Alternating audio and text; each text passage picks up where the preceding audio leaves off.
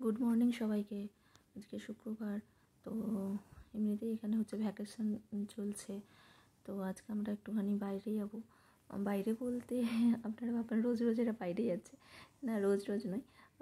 এই ছুটির সময়টায় আমরা একটু যতটা পারছি ঘুরে নেওয়ার চেষ্টা করছি, এখন সব কিছু বন্ধ বলে। তো বাইরে বলতে আমরা ওই একটু ফিশ কিনতে যাবো আর কি, মার্কেটে কারমেলে। তো বাসের জন্য ওয়েট করছি। তো বাস এসে গেছে, বাসে উঠে গেছি। যে এই যে যেটা দেখছেন, এটা হচ্ছে বাসে হচ্ছে টিকিট কাটার জায়গা আর কি। তো চলুন আজকে আপনাদেরকে তেল আভিভ সিটিটা পুরোটা দেখায় যতটা সম্ভব। তো প্রথমে আমি টিকিট করে নিয়েছি দুটো, একটা আমার একটা অভিজিতের। আর মামার টিকিট লাগে না। এই বাসের টিকিটের একটা বেশ ভালো জিনিস আছে জানেন তো, যে 1 ঘন্টার মধ্যে আপনি মানে যদি আবার বাসে উঠে যান তাহলে আপনার আর টিকিট লাগবে না, মানে 1 ঘন্টা পুরো ফ্রি চার্জ। তো এরকম অনেকেই করে। তো যেহেতু আমাদের এখানকার স্টুডেন্টদের কিন্তু টিকিট ফেয়ারটা কম, 3.9 সাকেল, আমাদের একটু বেশি 5.5 সাকেল। তো এই যে বাস, আজকে তো বাস পুরো খালি। যাওয়ার সময় আমরা দেখছি যে বাসে আমরা 3 জন ছাড়া আর কেউ নেই। আর এই যে সিটেরটা দেখছেন, এই সিটটা বেসিক্যালি হচ্ছে মায়েদের সিট, মানে মা, ছোটো বাচ্চা, স্ট্রোলার এসব থাকলে। আর আমি যেখানটায় বসে আছি সেটা হচ্ছে অন্ধদের সিট, যদিও আমি অন্ধ নই। এই আপনাদের সাথে গোটা শহরটা দেখাবো বলেই আমি এইখানটাতে বসলাম আর কি। এই যে বড় বড় বিল্ডিংগুলো দেখছেন, গোটাটাই ওই তেল আভিভ জুড়ে আমরা যে সিটিতে থাকি পুরোটাই এরকম বড় বড় বিল্ডিংয়ে ভর্তি। ভাবুন তো, এইটুকু শহর, এইটুকু দেশ, আর এইটুকু শহরের মধ্যে এরাই হচ্ছে গোটা ওয়ার্ল্ডকে চালাচ্ছে টেকনোলজির দিক দিয়ে বলুন বা যাই বলুন। তো আমরা কারমেলে পৌঁছে গেছি। এরপরে আমরা সবজি মার্কেটে চলে যাব। তো জায়গাটা হচ্ছে কারমেল নয়, এটা হচ্ছে সেন্ট্রাল বাস স্ট্যান্ড। একটু ভুল বলে ফেললাম, ক্ষমা করবেন। তো এটা সেন্ট্রাল বাস স্ট্যান্ড, এখানে আপনি যা চাইবেন তাই পাবেন, আর একটু কম রেটে পাবেন। কম রেটে সব কিছুই পাবেন, মানে আপনার ড্রেস থেকে, জুতো থেকে, কসমেটিক্স থেকে সমস্ত কিছুই কম রেটে পাবেন। কম রেট মানে খুব যে কম তা নয়, কিন্তু একটা রিজনেবল প্রাইসে পাবেন।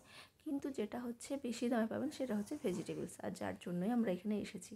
কারণ অনেকদিন ইন্ডিয়ান সবজি খাওয়া হয়নি। তো ইচ্ছে হলো যে একটু ড্রামস্টিক নেব, আর একটু ঢ্যাঁড়স নেব, মানে ভেন্ডি, আর একটু ঝিঙে নেব। ঝিঙে পোস্ত খেতে কত ভালো লাগে বলুন। আমি তো শুধু জুকিনি দিয়েই পোস্ত করি, ওটাও খেতে ভালো লাগে, কিন্তু ঝিঙে পোস্তর একটা স্বাদই আলাদা। বাঙালি ঝিঙে পোস্ত খাবো না, সেটা কি কখনো হয়? আর আমার মেয়ে ভেন্ডি খেতে খুব ভালোবাসে, তো অভিজিৎ ভেন্ডি খেতে ভালোবাসে। তো সেই জন্য ভাবলাম যে চলুন তাহলে আজকে একটুখানি যাই, গিয়ে এগুলো সব কিনে নিয়ে চলে আসি। এসে দেখছি দাম দেখেই তো মাথা ঘুরে যাওয়ার মতো অবস্থা। ও, আর আমার ফেভারিট সবজি আমাদের 3 জনেরই, কুমড়ো। পাকা কুমড়ো তো পাই না, তো এখানে এলে পাকা কুমড়ো, বরবটি, এইসব সবজিগুলো পেয়ে যায়। কিন্তু আমাদের ভিক্টরিতে অনেক সবজির দাম কম। যেমন দেখুন গাজর 7 সাকেল করে কিলো, ভিক্টরিতে তো 4 সাকেল করে কিলো, অনেকটাই ডিফারেন্স। সব কিছুর সবজির এখানে দাম বেশি। আর ইন্ডিয়ান সবজির তো বলাই বাহুল্য। আমি একটু ঢ্যাঁড়স নেব ভেবেছি। এই কলা মোচা অভিজিৎ খেতে ভালোবাসে, কিন্তু যখন ইন্ডিয়া যাবে তখনই খাওয়াবো, এখন আর খাওয়াতে চাইছি না। আর ঝিঙে নেব, আর একটু লাউ নেব, কারণ এই গরমকালে একটু লাউ দিয়ে ডাল করলে ভালো লাগে। ঝিঙে দেখছেন 40 টাকা, মানে 40 সাকেল করে কেজি, আর ঢ্যাঁড়স 60 সাকেল করে কেজি। ঢ্যাঁড়সের তরকারি খেতে খুবই ভালো লাগে, বিশেষ করে রুটি টুটির সাথে তো ভালোই লাগে। তো আমি একটুখানি লাল বিনসটা নেব না, আমি সাদা বিনস নেব। আর এই যে একটুখানি হলুদ কিনে নিচ্ছি, কাঁচা হলুদ, এটা কিন্তু খুব উপকার ঠান্ডা লাগার জন্য। 70 সাকেল করে কিলো, বাপরে বাপ! আমাদের ওখানে, হ্যাঁ, আমাদের একজন কাকু আছে, তাকে বললে আমাকে কত দিয়ে যায়। আর একটু পিনাটস, বাদাম নিয়ে নেব আর কি। তো এই হচ্ছে, এখানে মেনলি হচ্ছে আপনি মানে ইন্ডিয়ার যত সবজি আছে সব পেয়ে যাবেন। আমি একটু কাঁচা পেঁপে থেকে আরম্ভ করে সব কিছু, কাঁচা পেঁপেটা জেনারেলি পাওয়া যায় না অন্য কোথাও। বেগুন, এই ছোটো ছোটো যে বেগুন টেগুনগুলো, এগুলো সব এখানেই পাওয়া যায়। তো সেই কারণেই আসার। এই যে দেখছেন কচু, তারপরে অনেক রকম বিভিন্ন রকমের রাঙালু, আর এগুলোকে কি সাগুদানা নাকি টাইপের বলে, আর একটু করলাগুলো একটু বড় বড় সাইজের, কিন্তু করলাগুলো ভালো।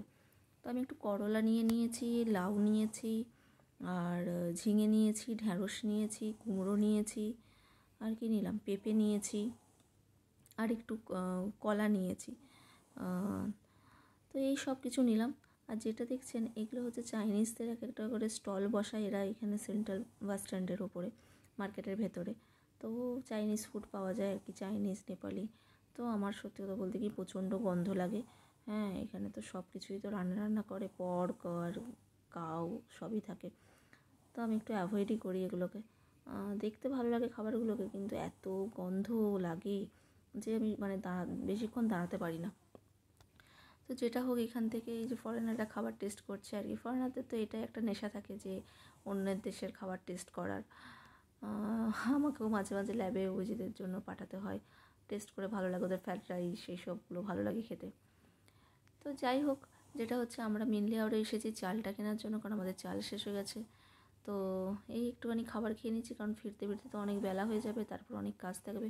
চলুন মাছের মার্কেটে যাচ্ছি। তো এই হচ্ছে আমাদের ফিশ মার্কেট। তো ফিশ দেখুন, প্রচুর ভ্যারাইটিসের ফিশ পাবেন। আমি একটু স্যালমন নেব, একটু চিংড়ি নেব, বড় চিংড়ি নেব ভেবেছি, আর একটু ড্যানিশ নেব। এই যে চিংড়ির সাইজ, মানে সাইজের ওপর ডিপেন্ড করে দাম নেয়। তো এটা হচ্ছে 145, আমি পাশেরটা নিয়েছি 159-এরটা নিয়েছি বড় সাইজের, আর 3টে প্যাকেট চিংড়ি নিয়েছি। আর এখানে সব কিছু আছে, স্কুইড আছে, সি ফুডও সব কিছু থাকে, স্কুইড আছে, ক্র্যাবস আছে, এটা হচ্ছে অক্টোপাস। আমি এগুলো রান্না করতে জানি না, না হলে কিন্তু আমি নিয়ে নিতাম। স্কুইড আমি যখন গোয়াতে থাকতাম তখন আমি প্রচুর স্কুইড খেয়েছি, আমার স্কুইড খেতে সত্যি ভীষণ ভালো লাগে। আর এই যে সামনটা, এটা মনে হয় অনেক দিনের বাসি, তার জন্য 75 টাকা করে দিচ্ছে এরকম পিস হিসাবে। তো যাই হোক, আমি এইসব মাছ নেব না, আমি একটুখানি ফ্রেশ এই চিংড়ি নিয়ে নিচ্ছি, একটু বড় সাইজের। তো এই চিংড়িটা নেব। এই দেখুন ক্র্যাবটা দেখেও কি লোভ লাগছে, কিন্তু এত দাম, 85 টাকা করে কিলো। আর ঠিকমতো রান্না করতে পারবো কিনা সেটাও জানি না, তবে যাওয়ার আগে একবার ট্রাই করে যাব, এখানকার ক্র্যাব খেয়ে যাব কেমন খেতে। সামুদ্রিক ক্র্যাব তো শুনেছি নাকি দারুণ খেতে হয়, রান্নাটা একটু করে শিখে নিতে হবে। তো এই ফিশ মার্কেটে প্রচণ্ড ভিড়, আর আমরা এত দূরে ফিশ এই কারণেই কিনতে আসি, কারণ হচ্ছে এইখানে তাও একটু ঠিকঠাক প্রাইসে পাওয়া যায়। আর আমরা যেখানে থাকি তেল আবিব মেন সিটির ভেতরে, সেখানে তো আবার ফিশের দাম বাপরে বাপ, আকাশ ছোঁয়া দাম। অনেক দিন ফিশ খাইনি বলে ওই সামনের সব থেকে 2টো ফিলে নিয়ে এসেছিলাম, সেটাই আমার 100 শাকিল নিয়ে নিয়েছিল, তাও আবার ড্যানিশের। তো এই যে এরা ফিশ কাটিং করছে সব কিছু, আমি দাঁড়িয়ে তো ওয়েট করছি, বুঝতে পারছি না কীভাবে কী করবে এদেরকে, আবার মানে এদের ভাষায় তো জানিও না। এদেরকে যদি বলি কাপাত কাপাত না চাপাত চাপাত, তাহলে এমন কুচো করে দেবে, মানে কিছু বলার নয়। বিভিন্ন ধরনের ফিশ আছে, তেলাপিয়া থেকে আরম্ভ করে, হ্যাঁ এই যে এটা হচ্ছে একটাতে 35, আর 3টে ফিশ নিলে 100। এই ফিশটা কিন্তু খেতে সত্যিই ভালো, আমার তো জেনুইনলি খুব ভালো লাগে, একটু গন্ধ ছাড়ে কিন্তু খেতে খুবই সুন্দর লাগে, আর বেশি নুনও লাগে না, সামুদ্রিক ফিশ তো। আর সামুদ্রিক ফিশ খাওয়া কিন্তু ভালো। তো এই আমার ফিশ কাটা শুরু করে দিয়েছে, ভালো করে বেশ ধুয়েও নেয়, আর এত সুন্দর করে কাটতেও পারবো না। এখানে সব সিস্টেম কিন্তু সত্যি খুব ভালো, সবাই যে যার মতো। এই যে বড় বড় রুই, এইগুলো হচ্ছে রুই মাছ, এগুলো ইন্ডিয়া থেকে এসেছে। ইন্ডিয়া থেকে অনেক কিছু মাছই আসে, এই তেলাপিয়া থেকে আরম্ভ করে সব কিছু মাছগুলো ভালোই পাওয়া যায়, যেমন আপনার চিংড়ি টিংড়ি, সেগুলো ইন্ডিয়া থেকেই আসে। কিন্তু আসলে কী হবে, দাম এত বেশি, মানে কী বলবো, এখানকার রেস্টুরেন্টেও আপনি যদি ফিশ আইটেম খান, এত দাম দিয়ে খেতে হয় যে তখন মনে হবে না যে আপনি এই ফিশ আইটেমগুলো এই রেস্টুরেন্ট থেকে খান, মনে হয় যেন না বাবা আমি বাড়ি থেকে ফিশ কিনে নিয়ে চলে যাই, দিয়ে বরঞ্চ রান্না করে খাবো।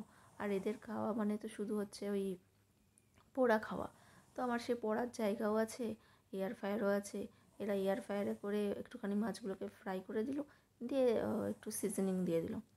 তো আমরা অলরেডি বাস থেকে নেমে গেছি, দেখছেন ট্রলি ভর্তি জিনিস, হ্যাঁ জিনিস রাখার জায়গা নেই, গিয়ে মাছ কাটতে বসে গেছি। এই মাছ কাটা, আমার এত মাছ এনেছি, প্রায় নাই করে তো মনে হয় 17 কিলোর মতো মাছ কেনা হয়ে গেছে, 17 না 18 কিলো এরকম সামথিং মাছ কেনা হয়েছে। ইন্ডিয়ার প্রাইস মানি হিসাবে যদি বলতে চাই, তাহলে প্রায় আজকে আমি 40,000 টাকার মাছ কিনেছি, 40 থেকে 50,000 এরকমই হবে একটা কিছু। প্রচুর মাছ কিনেছি, ফ্রিজে যে কোথায় কী রাখবো তাও জানি না, রিসেন্টলি এত বাজার করেছিলাম, রাখার তো কোনো জায়গা নেই, তাও আমাকে ভালো করে পলিথিনের মধ্যে কেটে রাখতে হবে। মাছের সাইজগুলো দেখছেন আমার হাতের সাইজের সমান হয়ে যাচ্ছে ড্যানিশের পিসগুলো। তো একটা যেটা ভুল করেছি, ড্যানিশটা আমি ছোটো সাইজের কিনলেই পারতাম, বড় সাইজ কিনে না বেশি এই ফিলেগুলো খুব বড় বড় হয়ে যায়, আর একটা খেলেই হাঁসফাঁস করায়, মানে একটা ফিলার পিসে আপনার 2 পিস দুজন আরামসে খেতে পারবেন। তো এইগুলোকে আমাকে আবার কাটতে হবে, হ্যাঁ এগুলো কাজের ঝামেলা। আমার দেখছেন হাতের পুরো হাত জুড়ে এক একটা করে ফিলে হয়ে গেছে। তবে ড্যানিশটা খেতে খুবই ভালো। আর আমার মাছে তেল খরচা তো লাগে না, কারণ এয়ার ফ্রায়ারে ভেজে নিই বলে অলরেডি অনেক তেল পড়ে যায়। অনেক চিংড়ি টিংড়ি আছে, সব কিছুকে রাখতে হবে। এদিকে রান্না বসিয়ে দিয়েছি। আর এই মাছটা কিনেছি, আমার খেতে খুবই ভালো লাগে। গরম গরম এগুলোকে এয়ার ফ্রায়ারে ভেজে নেব। চিংড়িগুলোকে এরকম কিনেছি কারণ চিংড়ি আমরা প্রচুর পরিমাণে চিংড়িটা খাই, চটজলদি রান্নাও হয়ে যায়, সেই কারণে আমি চিংড়িটা কিনে নিয়েছি। তো আমি ফ্রিজকে খালি করে দিয়েছি অলমোস্ট, এবারে শুধু প্যাকেট করে ঢোকানোর পালা। আর এদিকে সব সবজিগুলোকে অভিজিৎকে বলছি যে তুমি একটুখানি আমাকে হেল্প করো, সবজিগুলোকে একটু ঢুকিয়ে দাও। মাছ নিয়ে মাছের গিত্তেই এই মাছ বাছতে বাছতে আমার বিকেল প্রায় 4:30 5টা বেজেই গেল। তারপরে আমি খাবো, খেয়ে এই স্নান করবো, স্নান করে খেয়ে দিয়ে দেখছি সূর্যি মামা অস্ত যাওয়ার মুখে। এই সূর্যি মামা অস্ত যাচ্ছে। আপনাদের সাথে এত কিছু শেয়ার করলাম, কেমন লাগলো বলবেন। নেক্সট ভিডিওতে আপনাদেরকে আমি ভাবছি মিউজিয়ামের বাকি ডিটেলস মিউজিয়ামটা দেখাবো। তার জন্য আজকে টাটা, বাই বাই।